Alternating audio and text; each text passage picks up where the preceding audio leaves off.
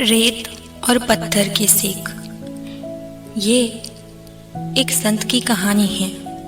वो कहते हैं, मैंने अपने जीवन के बहुत वर्ष लोगों के बीच घूमते हुए बिताए हैं। एक दिन मैं नदी के किनारे बैठा हुआ था। मेरे पास एक युवक आया। चेहरे पर चिंता की लकीरें, आंखों में हताशा। वह बोला, गुरुदेव, मैं हर बार कोशिश करता हूँ और हर बार असफल हो जाता हूँ। लोग कहते हैं मैं भाग्यहीन हूँ।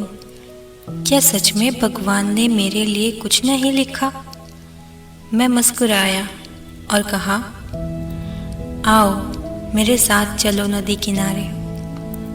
मैंने नदी किनारे से रेत की एक मुट्ठी उठाई और उसे कहा, इस रेत को पकड़ो। उसने मुट्ठी कसकर बंद कर ली।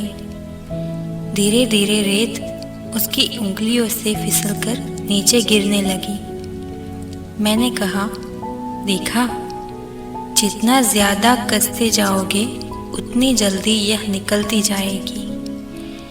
फिर मैंने अपनी हथेली को हल्का खोलकर रेत रखी। रेत वहीं ठहर गई। बेटा, यही जीवन है। जब तुम हर बात पर डरते हो, जब असफलता का भय पकड़ लेते हो, तब सफलता तुम्हारे हाथ से फिसल जाती है। ढीला छोड़ दो, पर भरोसा रखो। मैंने नदी में एक पत्थर फेंका। वह नीचे जाकर बैठ गया।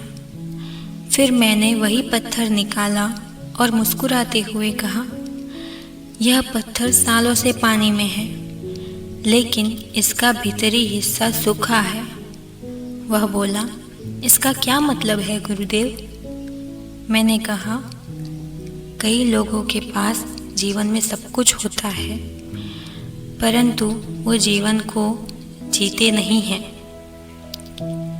वे काम करते हैं, सपने देखते हैं, लेकिन विश्वास नहीं करते।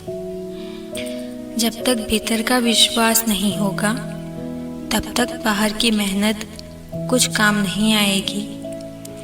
मैंने उससे कहा, बेटा, जीवन में गिरना बुरा नहीं है, गिरने के बाद न उठना बुरा है। अगर बांस का पेड़ 5 साल तक जमीन के नीचे जड़ें मजबूत कर सकता है, अगर समुद्र की लहरें बार बार किनारे से टकरा सकती है, तो तू भी बार बार असफल होकर क्यों नहीं उठ सकता? वह चुप था। उसकी आंखों में आंसू थे, पर इस बार वो हार जाने की वजह से नहीं थे।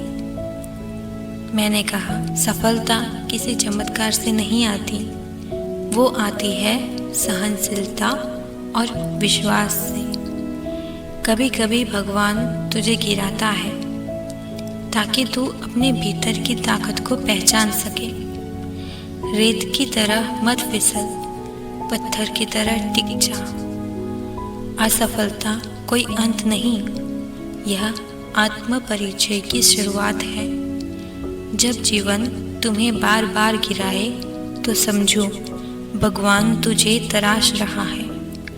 विश्वास उस दीपक की तरह है जो आंधी में भी जलता रहता है।